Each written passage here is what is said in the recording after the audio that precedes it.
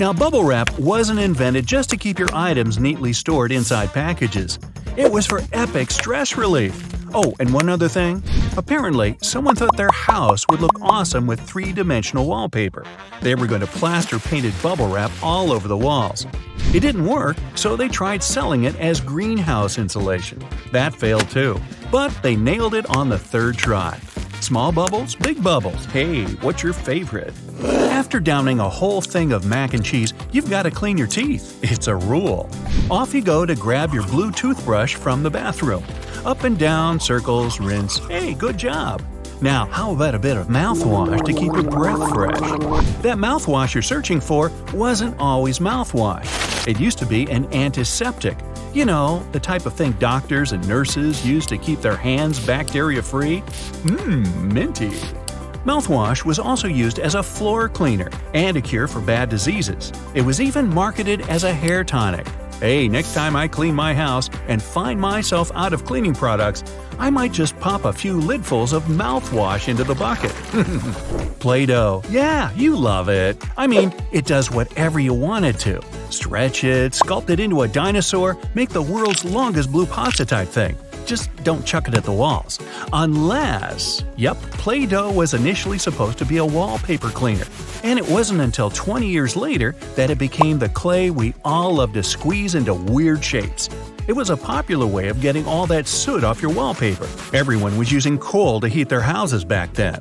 Rings are big business. People wear them for loads of different reasons. You even get one when you win a Super Bowl. Yippee! Back in the day, though, rings weren't just for show.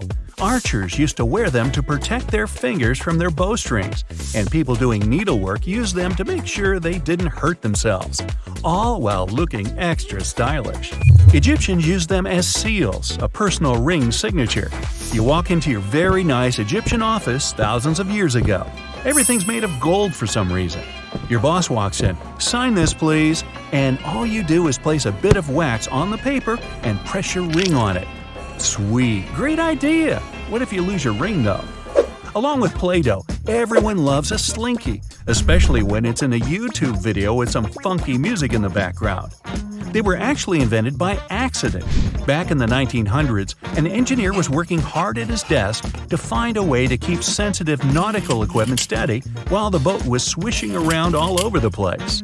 Instead, he came up with a fantastic toy. Find a treadmill, put a Slinky on it, thank me later. Don't know where to store your freshly baked pie? Place it on a Frisbee, if you want the chef to scream at you. In 1871, when Frisbees first came to be, that's exactly what they were used for, to serve pies.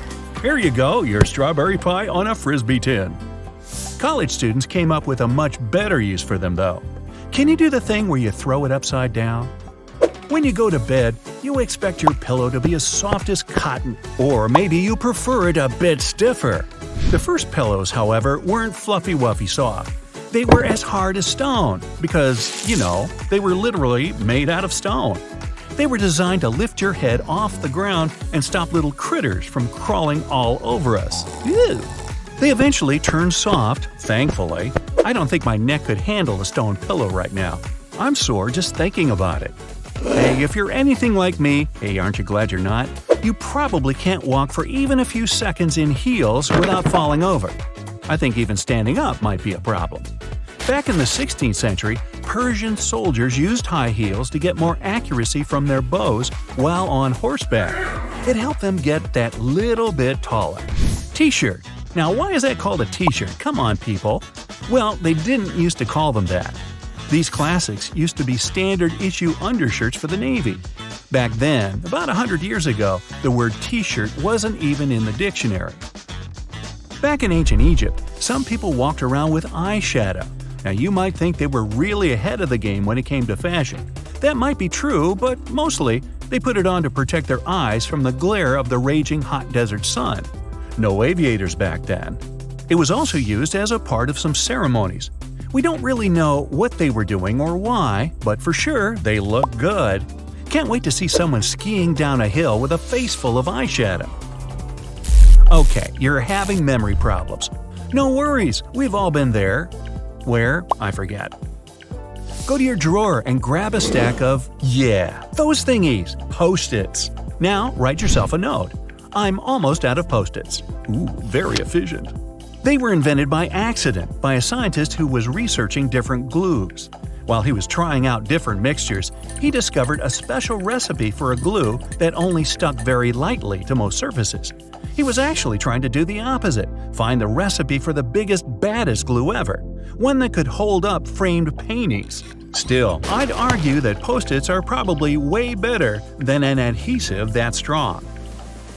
A Kleenex comes in handy anywhere, especially if you just bit into a hot dog and mustard is oozing all over your hands. They weren't originally thought to be multi-purpose. They were originally invented to be a cold cream remover. What a weird specific use. Over the years, people started using them for anything and everything they could think of, especially as a disposable handkerchief. When their marketing team took notice of this, they rebranded them into what we know and love, Kleenex tissues. How generic. You're trying to blend in and look cool at a restaurant, and you spill your drink all over the tablecloth. Uh-oh, you were originally going to order water, but the waitress convinced you to order their new cherry-infused something or other that's going to stain like crazy. Well, not to worry, cellophane was designed to tackle this exact issue. The idea was to wrap the tablecloth with it, and then any and all spills could be wiped clean. It didn't quite work out, but instead we found a great new purpose for it. Storing food, and it does the job perfectly. Plus, it's great for the odd prank now and then. You know what I mean. You know pom-poms on caps? If you've ever wondered what those are for, they're just decorative. Still, sailors used to use them a bit differently. They use them as sort of antennas, the way animals do to sense if an object is too close to them. Insects have them. Cats and other small mammals use their long whiskers to test if they can squeeze into a tight spot. And humans have pom-poms.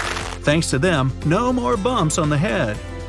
The small square patches on a lot of backpacks nowadays are mostly decorative. Still, they used to be nice little gadgets for outdoorsy people.